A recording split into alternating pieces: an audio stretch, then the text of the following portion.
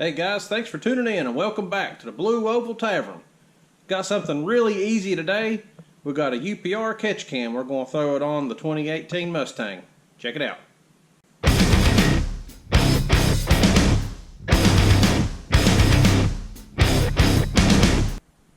Doing something easy for a change here. I had some lethal gift cards I had to spend and figured I'd go ahead and just get a UPR oil separator for the 2018 Mustang. We got UPR 5028-226-1. This is the black one, and it's the plug and play unit for NA cars. Let's see what we got here. Got the factory connections on both ends. Got some instructions.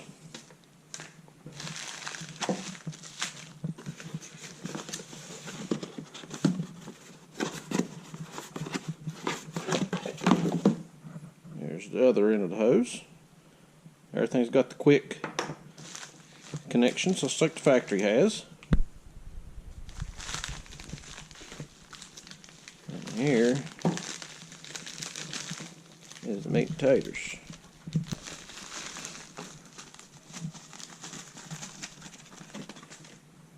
Yeah, got the nice black unit.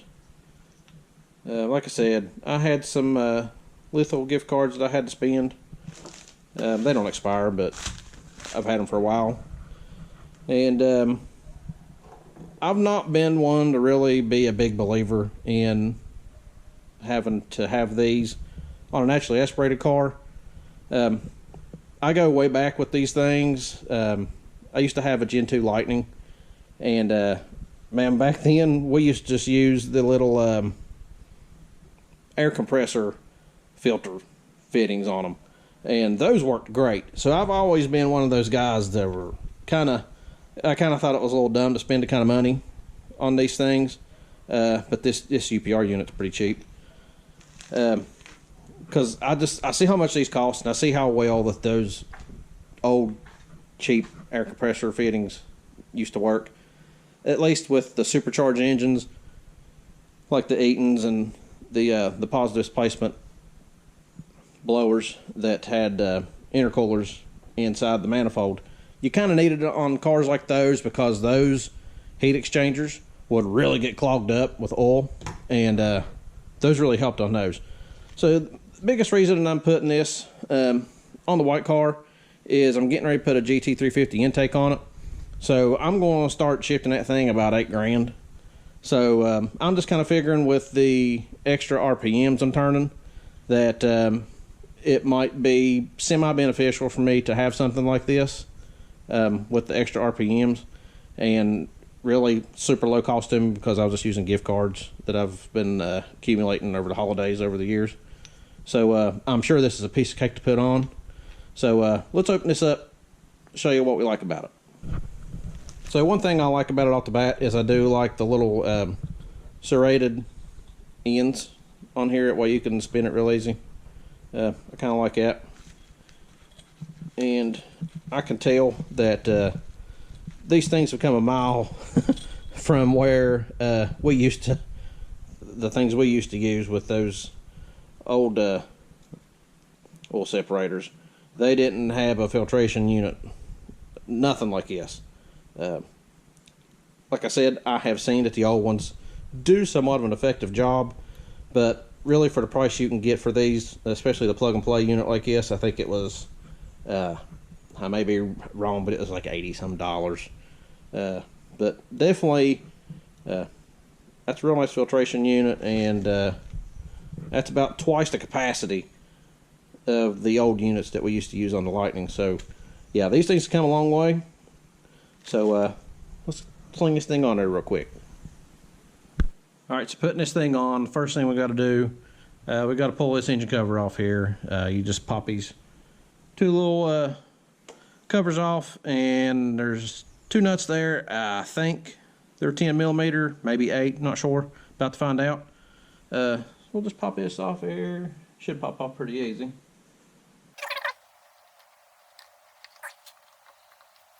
Pop these two out of here, 10 millimeter.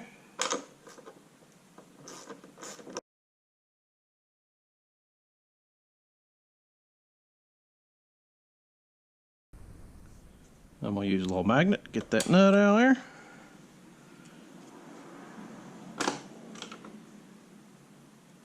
Be my luck, I'd lose those if I didn't go ahead and pull those out of there.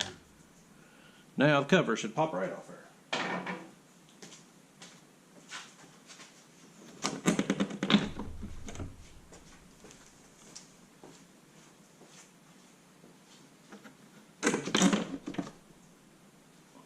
Hardly nothing. So this is what we're going to be replacing, this PCV line right here. Instead of this hard plastic, one of the reasons that I like UPR is it comes with this really high quality Continental hose, which happens to be the same kind of hose that came with my PMAS. So let's see here. I'm guessing probably long piece goes there. Short piece goes here somewhere. You kind of just figure this out because instructions don't have any pictures or nothing. So we'll just figure out what goes where. And I'm assuming that this mark on this side looks like they've made an arrow right there. So I'm assuming that that is what they're calling the end. It probably doesn't really matter. But the instructions do say something about the end side. So we're going to roll with that being the end.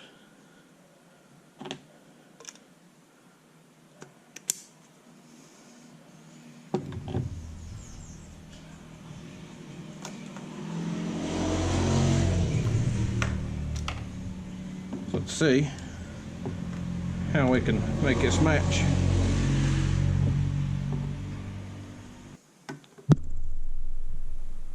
Let's see, here's what we got. That's definitely the end. This is one piece. I'm trying to match up to that. So let's just roll with it. It comes off easy enough. Let's see what we got here.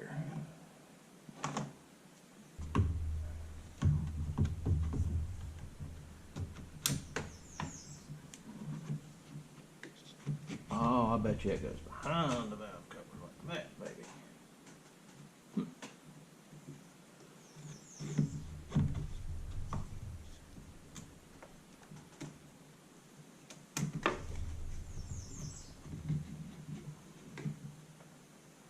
Well, I'm not too thrilled with the fit and finish, to be honest. Not a big fan of it. Doesn't seem to fit very good. It just doesn't really want to go there.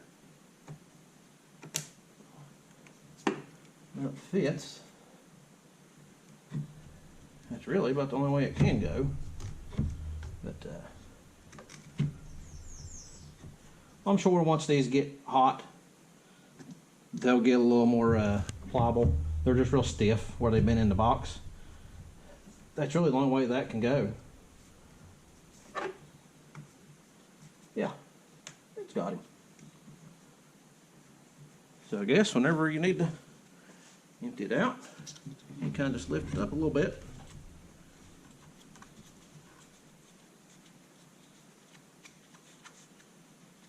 And there you go.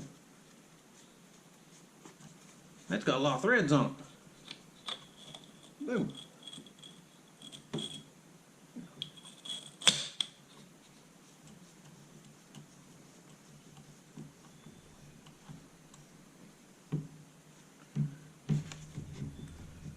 I kind of like that it is kind of pushing it away from the valve cover a little bit.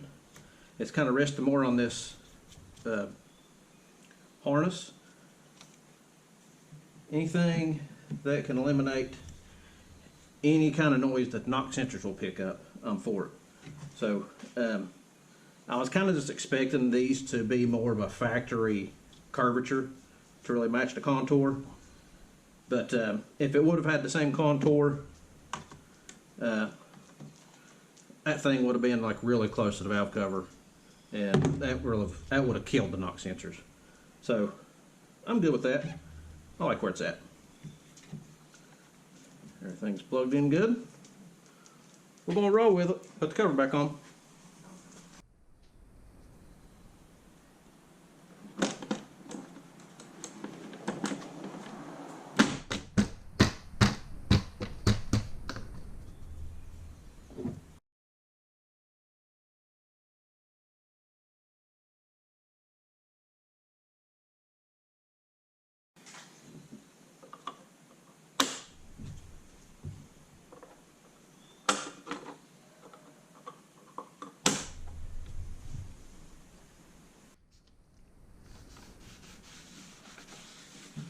Got her dirty. Handled it with my hands there. Spruce it up just a little bit. Yeah.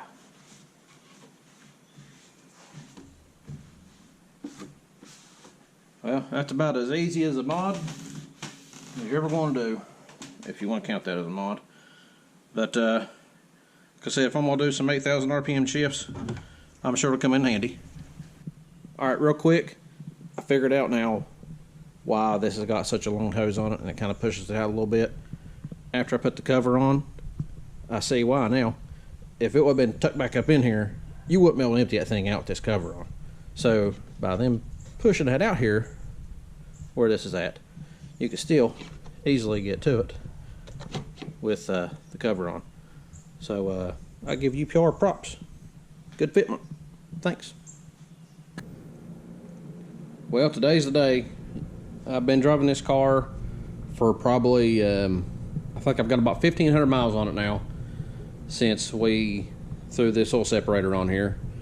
And I think the last probably 300, 350 miles or so, it's been on E85. So it's been running with the, the richer fuel mixture that you get with the 85.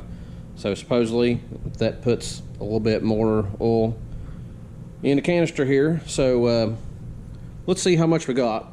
To be honest, I'm not anticipating much. I've already cheated. I already loosened this up a little bit just because I'd be taking this off with one hand. So let's pull this off here and see how much we got. I guess I can do this with one hand. That may be harder than I thought it was.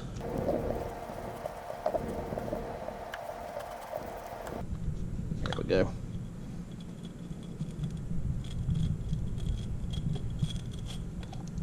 No, with two hands this is a lot easier. Well, that doesn't look like much, if you ask me. I don't know if you can see in there, but